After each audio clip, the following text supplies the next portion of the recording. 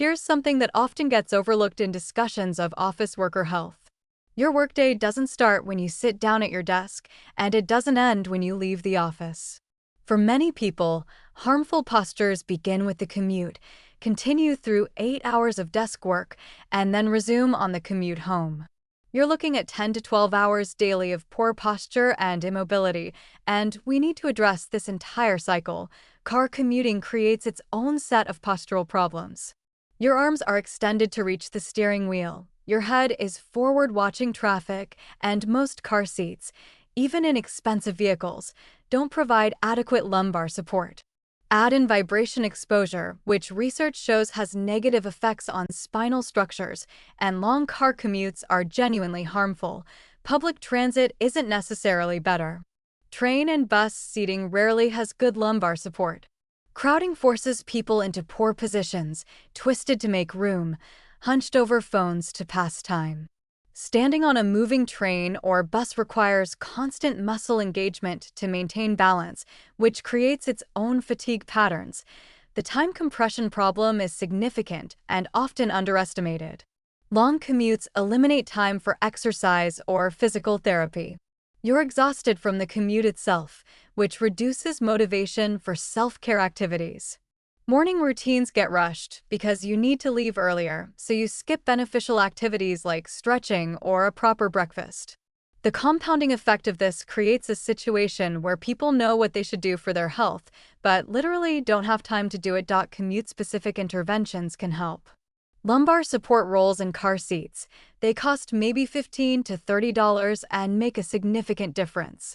Adjusting your car mirrors to encourage upright posture. If you have to slouch to see your mirrors, you'll maintain better posture to use them properly. On public transit, alternating between sitting and standing when possible, choosing different seats to vary your position.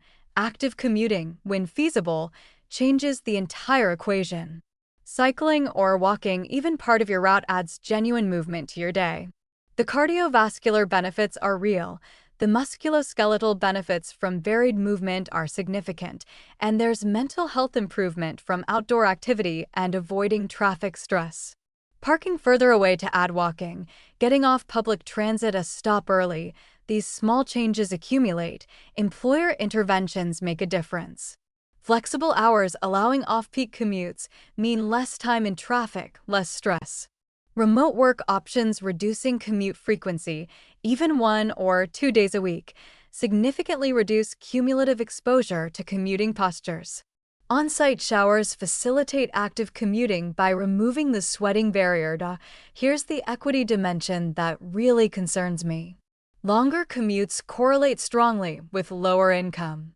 Affordable housing is further from job centers, so the people who can least afford healthcare costs are spending the most time in harmful commuting postures. This compounds health disparities in ways that policy could address, but largely doesn't. The systemic solutions involve urban planning, improved public transit, affordable housing near employment centers.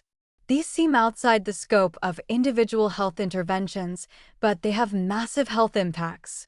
An hour-long commute each way is fundamentally different from a 15-minute commute in terms of cumulative musculoskeletal exposure.